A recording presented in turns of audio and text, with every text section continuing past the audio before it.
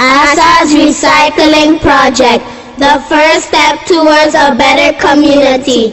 Every Friday on PearlFM from 5 p.m. to 6 p.m. ASA!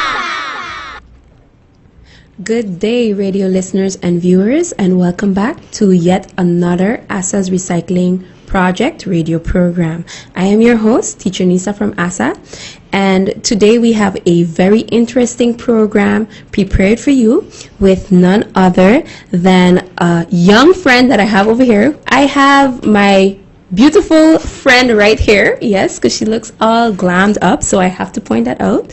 And I'm going to allow her to introduce herself to you guys. First of all, thank you.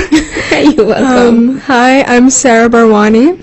I am in grade 9 and I attend Learning Unlimited School. I am the founder of the Breathe Better Air campaign, which was started in 2018, which was the year that the dump started burning.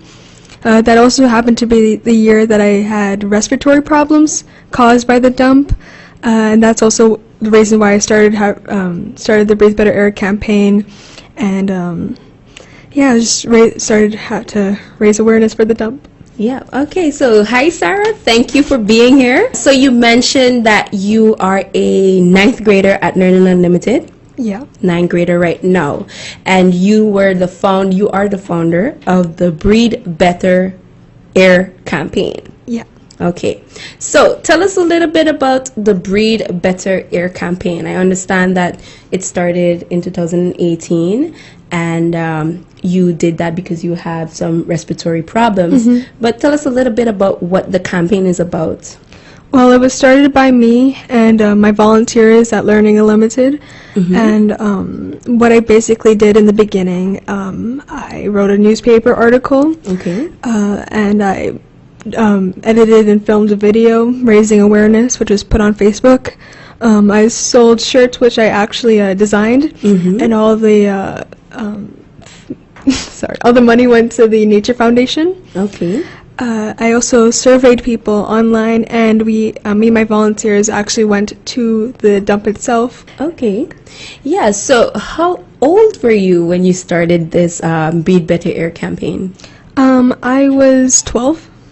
Yeah, so you were 12 years old. Can we get a round of applause? Let's go, a round of applause for 12-year-old Sara at that time, mm-hmm. who campaigned for something that she believes so strongly in. And I think that is something that should be recognized because, I mean, how often do you hear of 12-year-olds taking such a bold step in society? Not only one, sharing awareness to a people within a community that, you know, doesn't really show that care for that particular topic, but also raising funds for a specific cause, which is also very important and brave, I would say. How are you feeling as a 12-year-old? Like, did you just know, okay, this is what I was gonna do, and I didn't really care about anything in my way, or how are you feeling? What was your mindset like at that time? I was very determined to show people that even the young people mm-hmm. can have a voice and make a difference mm-hmm. in our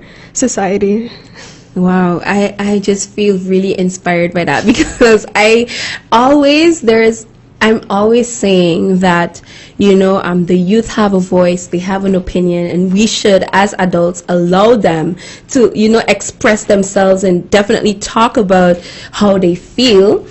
And I don't know why, but when I first met you, which we're going to get down into a little bit, but when I first met you, I was in a way in awe that at that tender age of 12, you were able to do all of that research, which is also important when you want to share awareness, because you need to actually know about what it is you're trying to share awareness about. So first of all, 12 years old, doing that type of research, understanding that type of language as well, because as a 12-year-old, there's so many vocabulary words that you haven't even learned as yet, and I'm pretty sure that it was an experience for you too, learning all of these new things that you had to learn when you had to find out about, the connection between the respiratory system and the smoke that was happening at the dump. So what was the educational experience like for you? Well, it was definitely a challenge, but I think with a bunch of endless nights and research, I was able to overcome it and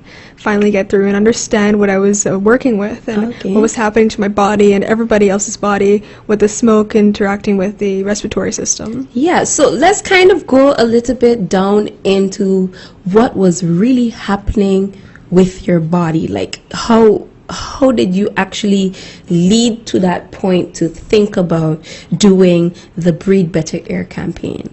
Like, what happened to you? I started getting asthma attacks more often, and I had no idea why, because I did not know about the burning dump as yet.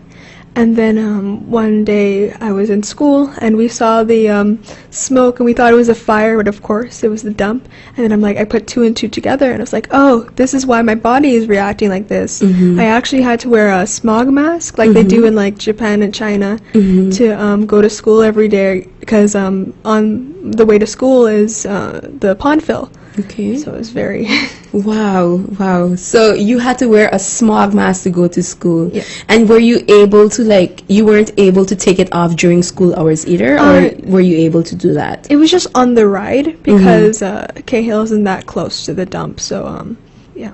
Okay, wow. So that is, some people might say that is a bit extreme, but you know how your body was feeling and you were not capable of passing through that thick smoke without a smog mask, which is really, honestly very fascinating in a way too, because oftentimes we talk about it and we don't realize as a community, as more than one people, that just because we do not experience the same, effects as somebody who has asthma, it could be detrimental to all of us, ultimately. So I do think that you putting two and two together as a 12-year-old is obviously very amazing. And then, taking a stand and doing something about it is also very brave and courageous. So I'm just trying to figure out, did you have to do any planning? Who was there with you when you started with the idea? Did it just come to you okay, I put two and two together, I'm going to do Breathe Better Air campaign? Was there a project in school that stimulated your idea? What happened? How did you come up with it? Well, of course, I knew I needed to do something about it, but I knew I couldn't go directly to the government as a 12-year-old. Okay. But I was let me raise awareness. Let me sell something. I had no idea what I wanted to sell, and then I was I actually remember this. I was looking through my closet, and I was looking at the designs on the clothes, and I was but what if the money that people buy, the money went to a good cause? Yeah. I was I could make that cause. So then the Breathe Better Air campaign was born. Of course, I had help from my classmates at Learning Unlimited, from my teachers, from my parents, of course. Okay, wow, that is very inspiring. And I want to just touch base on something that you said, because I feel like that is instrumental to, just a specific mindset of all of us as a young people, as youth, as older people, as people within our community. You said, I knew I had to do something. I want to get a little bit more from the outreach. So you mentioned that you got a lot of support from your family, a lot of support from your school as well, within the teachers and your classmates, which is really good, because then that means that those are the people that actually really care about the cause as well. In terms of the awareness that you were bringing out there, how was the reaction from the community? Well, of course, there were some people who had their doubts, why is this barely teenager trying to do something about this? Us adults can't even wrap our heads around it. But the thing is that they were not thinking broad enough, trying to go directly to the government, go directly to the main problem. But they just needed to take small steps, like we are taught in school, to get to the goal. So yeah, they're probably just thinking too big, and yeah. Okay, yeah, and I really like that you mentioned that, because I feel like sometimes one of the things that we do as well is we always try to skip to the final product. But we tend to neglect the fact that everything takes a process. And I must go further to say that ever since I think a couple of months ago, I've barely seen smoke on the dump, which is something good, which means that some way or the other, somebody heard something, and we really did in a way inflict the change that we wanted to inflict. What are your thoughts about that? Do you agree? Or very proud. I think we should just start on maintaining the health of the dump now, how it is, keeping it the way it is by going directly to the source of the problem, which is the plastic, which is like plastic cutlery, like styrofoam boxes, plastic bags, and getting new alternatives.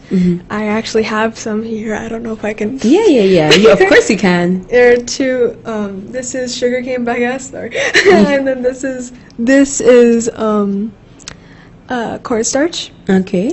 That's my 2019-2020 campaign, is getting alternatives. So basically, this one is sugarcane bagasse, and it comes from the sugarcane bagasse husk, and which is basically when the sugarcane is juiced. It's the excess that is usually thrown away, but made into a healthy alternative for styrofoam boxes. And this one is cornstarch. It looks a lot like plastic, but it is only due to the fact that it is made from chemicals, and it is made healthy chemicals. They won't kill you or anything. And cornstarch. People often think that this is plastic and but of course, everybody has to be skeptical nowadays. Yeah. In any case, they decompose, right? After decompose. Both of these are biodegradable, compostable. The sugarcane bagasse composts and biodegrades faster than the cornstarch.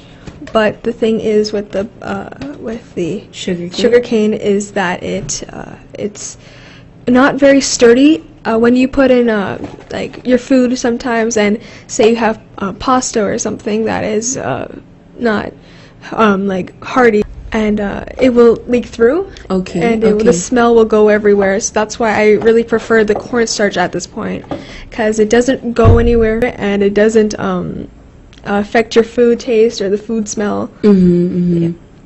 Okay, so can you buy these things on St. Martin right now?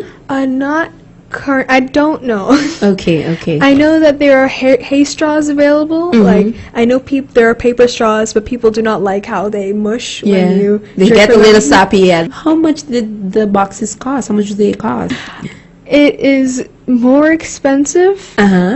But we will be working on the prices. We do not know how much we will, if we were to sell these, how much we would sell them for right at the moment. But we'll let you know.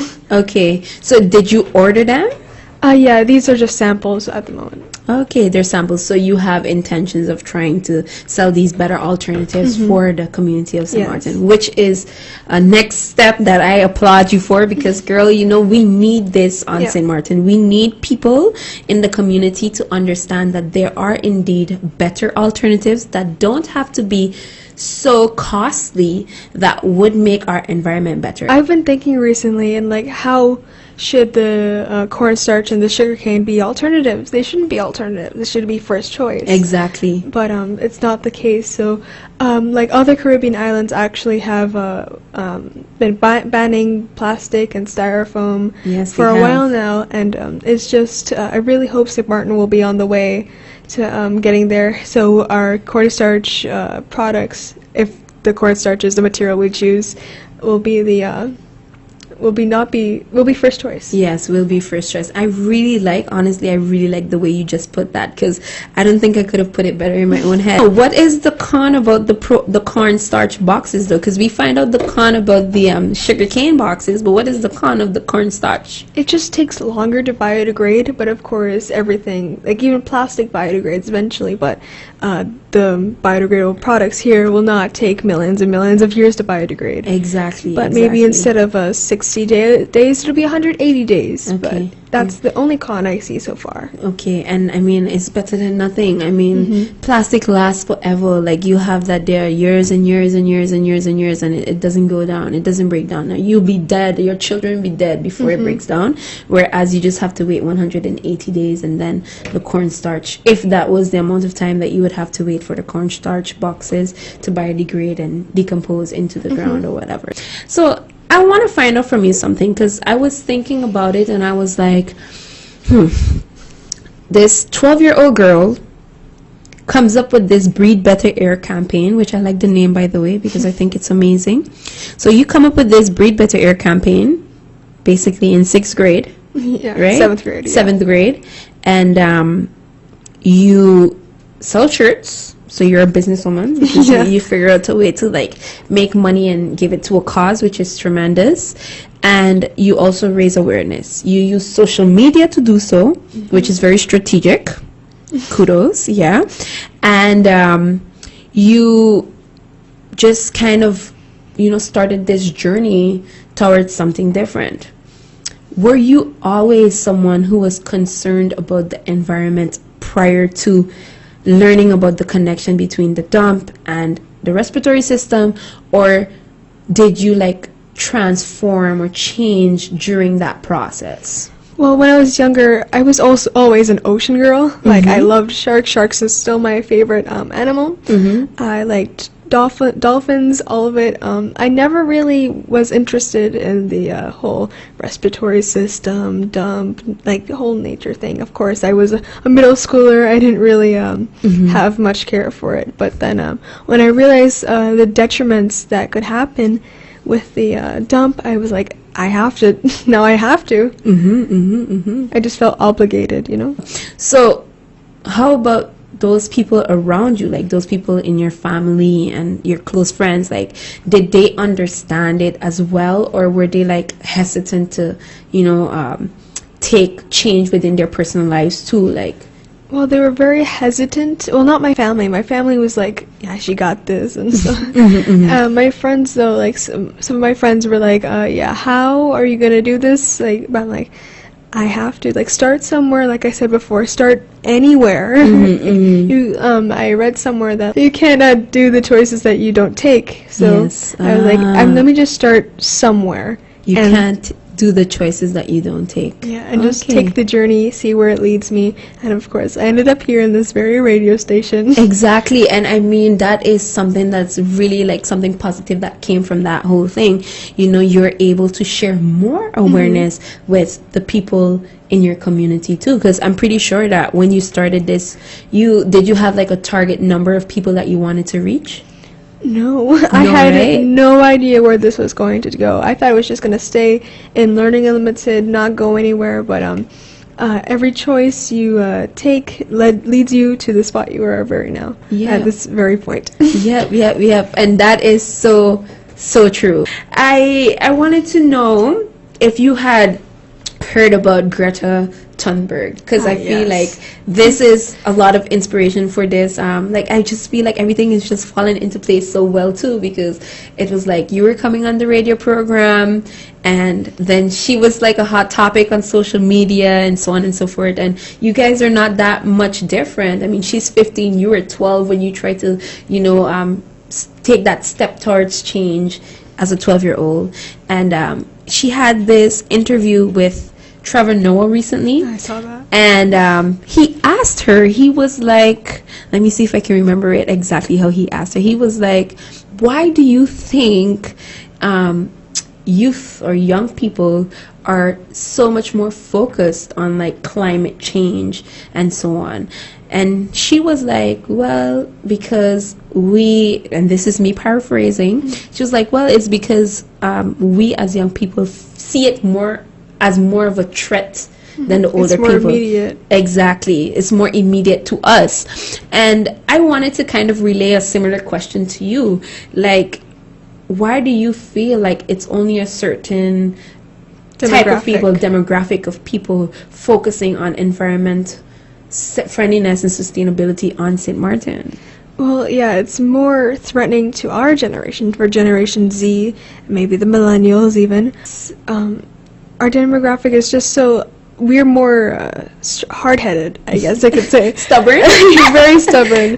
I'm just stereotyping here. Most people my age are stubborn, and I don't want to get political, but like very against Trump and his whole climate change isn't a thing, because he isn't getting affected by it. It's our future. We might not even get to have kids. We might not even get to watch our parents grow old. Them watching us grow old. Like, we only can see like 50 years, maybe 50 years ahead. And that is very scary and very frightening for us. That's why we see it like, oh, we have to do something now, because it's our future. We can't rely on the adults to do something for it.